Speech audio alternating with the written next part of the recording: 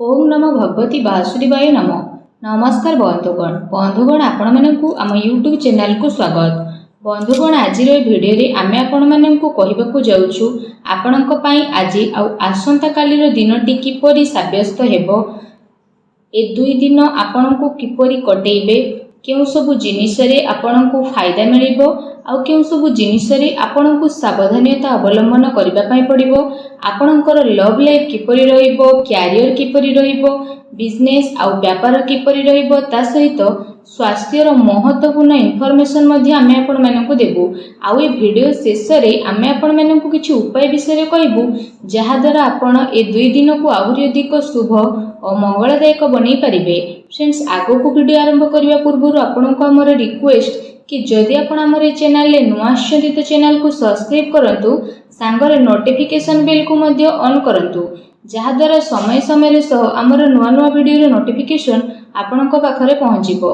आसंतु जानिबा किपरि रहिबो आपणक पई आजि आउ आसंता कालीर दिन। सबुठारु प्रथमे आमे आपण मानकु कहिबु कि कोन आपणक पई ए दुई दिन रे सतरे पॉजिटिव रहिबाकु जाउछि। जदि कहिबु फ्रेंड्स, आज आउ आसंता काली आपणक वित्तीय स्थिति रे काफी सुधार आसीबो।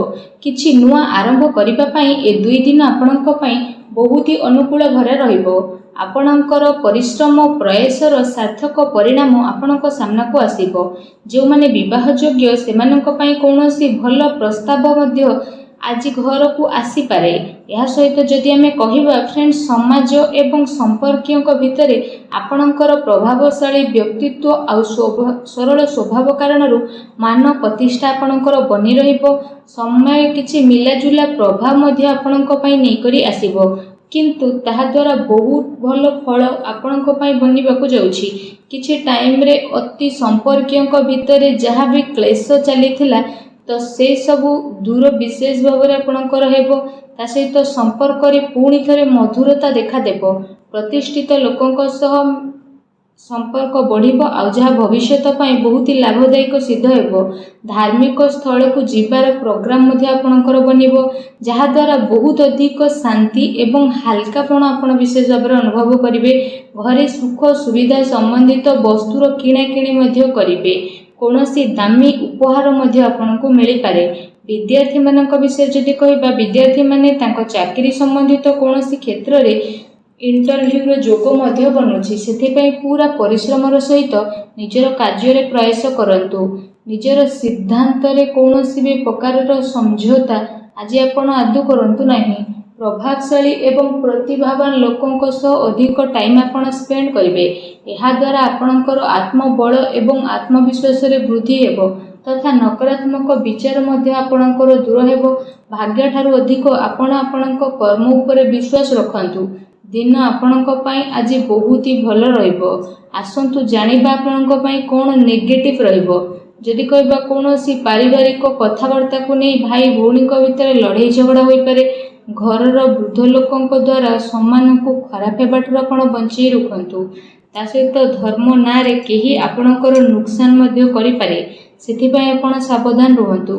घरर कोनोसी वृद्ध लोकों स्वास्थ्य को लेकिन आपणकर चिंता रहिबो। डॉक्टर को पाखक मध्ये आपण जाई पारती। एहा सहित जदि कहिबा आपणको आपणकर स्वभाव रे ईगो को खत्म करबा पई पड़िबो, जहा द्वारा जहा भी सब प्रॉब्लम थिला सब प्रॉब्लम रे सॉल्व हेबो। कोनोसी भी योजना उपरे काम करबा पूर्वरु आपण विचार थरे करि नियंतु। कोनोसी दुखद समाचार मिलिबा कारणरू किछि टाइम रे आपणको मन रे उदासी आ नकारात्मक विचार मध्ये आसी पारे, किंतु आपण शीघ्र ही से सबरु बाहर को बाहरिबे। विद्यार्थी वर्ग पाठपढ़ा अपेक्षा फालतू कथाबार्ता रे ध्यान केंद्रित करिवे। निजर महत्वपूर्ण कागज पत्र को बहुत ही अधिक संभाळिके रखंतु, काहेकि ना जदि हजि जीवो तो मिलिबा बहुत ही कष्ट साध्य हेबो। घरे छोट कथा रे अकारण रे चिंता उत्पन्न हेबो, सेथि पई अधिक क्रोध करिबा ठारू दूरी रुहंतु। सामाजिक गतिविधि रो अधिक ध्यान न देई कि किछि अति संपर्कीय लोक आपणक उपरे नाराज होई पारंती, किंतु एक कथा उपरे ध्यान न देई आपण आपणकर कर्म उपरे लागि रखंतु। घरर वरिष्ठ लोकंकर मान सम्मान अवश्य बनिकी रखंतु। आसंतु जानिबा आपणकर लव लाइफ किपरि रहिबो। तो जीवन साथींकर भावनार आपण सम्मान करंतु। एहा द्वारा संबंध आहुरी अधिक मजबूत हेबो। ପ୍ରେମ ସମ୍ବନ୍ଧ ଆପଣଙ୍କର ମର୍ଯ୍ୟାଦାପୂର୍ଣ୍ଣ ରହିବ। କୌଣସି ବିପରୀତପୂର୍ଣ୍ଣ ଲିଙ୍ଗୀ ଅଚାନକ ମିଳିବା କାରଣରୁ ଆପଣଙ୍କୁ ଆଶ୍ଚର୍ଯ୍ୟଜନକ ପ୍ରସନ୍ନତା ମଧ୍ୟ ଅନୁଭବ ହେବ। ଘର ପରିବାରର ବାତାବରଣ ବହୁତ ହି ସୁଖଦପୂର୍ଣ୍ଣ ରହିବ। ପତି ପତ୍ନୀଙ୍କ ଆପୋଷିକ ସହଯୋଗ ଆପଣଙ୍କ ଘରେ ସୁଖ ଶାନ୍ତି ବନେଇକି ରଖିବ। ପ୍ରେମ ସମ୍ବନ୍ଧରେ ଆଗକୁ ଆସୁଥିବା ଟାଇମରେ ବିବାହରେ ପରିଣତ ହେବାର ପୂର୍ଣ୍ଣ ରୂପରେ ଯୋଗ ବନୁଛି। ଜୀବନ ସାଥୀଙ୍କର ଆପଣଙ୍କୁ ଏବଂ ଆପଣଙ୍କ କାର୍ଯ୍ୟରେ ପୂର୍ଣ୍ଣ ରୂପରେ ସହଯୋଗ ମଧ୍ୟ ମିଳିବ ତଥା ଘରେ ମଧ୍ୟ ଆପଣଙ୍କର ସକାରାତ୍ମକ ବାତାବରଣ ବନି ରହିବ। ଏହା ସହିତ ଫ୍ରେଣ୍ଡସ୍, ନିଜର ବ୍ୟସ୍ତତାରୁ ଆପଣ କିଛି ଟାଇମ ବାହାର କରିବେ ଆଉ ଯାହାଦ୍ୱାରା ଆପଣ ଆଗକୁ ମଧ୍ୟ ବଢ଼ିବେ। ପରିବାରରେ ପିଲାଙ୍କ ପାଇଁ ଆପଣଙ୍କ ସମୟ ମଧ୍ୟ ଦେବେ, ଯାହାଦ୍ୱାରା ପରିବାରରେ ଆପଣଙ୍କର ରେସ୍ପେକ୍ଟ ଆହୁରି ଅଧିକ ବଢ଼ି ମଧ୍ୟ ଯିବ। ଆସନ୍ତୁ ଜାଣିବା 2 ଦିନରେ ଆପଣଙ୍କର ବ୍ୟବସାୟ କିପରି ରହିବ। ଯଦି କହିବା ବ୍ୟବସାୟରେ ଏବେ ବର୍ତ୍ତମାନ ପରିସ୍ଥିତିର ପ୍ରଭାବ ବନୁଅଛି।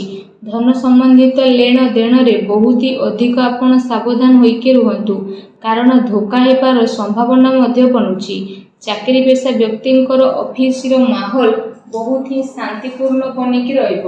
କାର୍ଯ୍ୟକ୍ଷେତ୍ରରେ ଯଦି କୌଣସି ପ୍ରକାରର ନିବେଶ କରିବା ପାଇଁ ଚାହୁଁଛନ୍ତି ତ ବିଶେଷ ଭାବରେ ସେସବୁ କାର୍ଯ୍ୟକୁ ବହୁତ ଗମ୍ଭୀରତାର ସହ ଆପଣ କରିବେ। ଏହାଦ୍ୱାରା ଆପଣଙ୍କୁ ବହୁତ ହି ଭଲ ରେଜଲ୍ଟ ପ୍ରାପ୍ତ ହେବ। ଦିନ ଆପଣଙ୍କ ପାଇଁ ବହୁତ ହି ଭଲ ରହିବ। ଚାକିରିରେ ନୂଆ ସମ୍ଭାବନା ମିଳିବାର ଆଶା ରହିଛି। ଏହା ସହିତ କାର୍ଯ୍ୟକ୍ଷେତ୍ରରେ ଅନ୍ୟର ହସ୍ତକ୍ଷେପ ଦ୍ୱାରା କର୍ମଚାରୀଙ୍କ ଭିତରେ ମତାନ୍ତର ହୋଇପାରେ, ସେଥିପାଇଁ ନିଜର ନିର୍ଣ୍ଣୟକୁ ପ୍ରାଥମିକତା ଦିଅନ୍ତୁ ତଥା ବ୍ୟବସାୟିକ ଗତିବିଧିରେ ନିଜର କଡ଼ା ନଜର ରଖନ୍ତୁ। ଏହା ସହିତ ଚାକିରି ପେଶା ବ୍ୟକ୍ତିମାନେ ଅଫିସରେ ପଲିଟିକ୍ସର ଶିକାର ହୋଇପାରନ୍ତି, ତେଣୁ ଟିକେ ସାବଧାନ ରୁହନ୍ତୁ।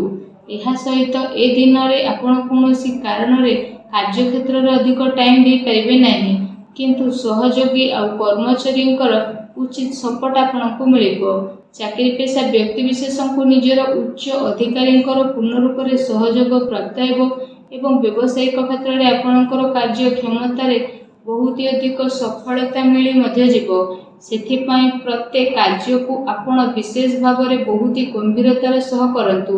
ଚାକିରି ପେଶା ବ୍ୟକ୍ତିଙ୍କୁ ତାଙ୍କର କାର୍ଯ୍ୟକ୍ଷମତା ପାଇଁ ପ୍ରୋତ୍ସାହନ ପ୍ରାପ୍ତ ହେବ, ଯାହାଦ୍ୱାରା ସେମାନଙ୍କ ମନ ବହୁତ ହି ପ୍ରସନ୍ନ ମଧ୍ୟ ରହିବ। ଆସନ୍ତୁ ଜାଣିବା ଆପଣଙ୍କର ସ୍ୱାସ୍ଥ୍ୟ କିପରି ରହିବ। ଯଦି କହିବେ 2 ଦିନରେ ଆପଣଙ୍କ ସ୍ୱାସ୍ଥ୍ୟ ବହୁତ ହି ଉତ୍ତମ ରହିବ ତଥା ଆପଣ ଊର୍ଜାରେ ଭରପୁର ରହିବେ। ଆପଣ ନିଜେ ନିଜକୁ କାଫି ସୁଖୀ ଆଉ ଚିନ୍ତାମୁକ୍ତ ମଧ୍ୟ ଅନୁଭବ କରିବେ। ତା ସହିତ ଏ ଦିନର ସମୟ ସ୍ୱାସ୍ଥ୍ୟ ଦୃଷ୍ଟିରୁ ବହୁତ ହି ଭଲ ସମୟ ରହିବାକୁ ଯାଉଛି। ଏହା ସହିତ ଯଦି କହିବା ନିଜର ସ୍ୱାସ୍ଥ୍ୟକୁ ଆହୁରି ଅଧିକ ଭଲ ରଖିବା ପାଇଁ ଆପଣ ପ୍ରତ୍ୟେକ ଦିନ ଯୋଗ କରନ୍ତୁ, ବ୍ୟାୟାମ କରନ୍ତୁ ଏବଂ ସୁସ୍ଥ ରୁହନ୍ତୁ। ଆସନ୍ତୁ ଜାଣିବା ଏ 2 ଦିନରେ ଆପଣଙ୍କ ପାଇଁ କ'ଣ ବିଶେଷ ଉପାୟ ରହିଛି। ଆମେ ଆପଣମାନଙ୍କୁ ଯେଉଁ ଉପାୟ ବିଷୟରେ କହିବାକୁ ଯାଉଛୁ, ଏ ଉପାୟ ଆପଣ ସନ୍ଧ୍ୟା ସମୟରେ କରିପାରିବେ। ବିଶେଷ ଭାବରେ ଯଦି ଆମେ ଆପଣମାନଙ୍କୁ କହିବୁ କି ଆପଣମାନେ ବିଶେଷ ଭାବରେ ସନ୍ଧ୍ୟା ସମୟରେ ଘରର ଈଶାନ କୋଣ ଅର୍ଥାତ୍ ଘରର ଉତ୍ତର ପୂର୍ବ କୋଣରେ ଏବଂ ଘରର ପୂଜା ସ୍ଥଳରେ ଆପଣମାନେ ଗୋଟେ ଘିଅର ଦୀପଟିଏ ପ୍ରଜ୍ୱଳନ କରନ୍ତୁ। ଏହାଦ୍ୱାରା ମାନସିକ ଭାବରେ ଆପଣଙ୍କୁ ଶାନ୍ତି ମିଳିବ ଆଉ ନକାରାତ୍ମକ ଶକ୍ତିର ମଧ୍ୟ ବିନାଶ ହେବ। ଭିଡ଼ିଓ କେମିତି ଲାଗିଲା କମେଣ୍ଟ କରିକି ଜଣାନ୍ତୁ। ଚ୍ୟାନେଲରେ ନୂଆ ଆସିଥିଲେ ଚ୍ୟାନେଲକୁ ସବସ୍କ୍ରାଇବ୍ କରନ୍ତୁ। ଧନ୍ୟବାଦ।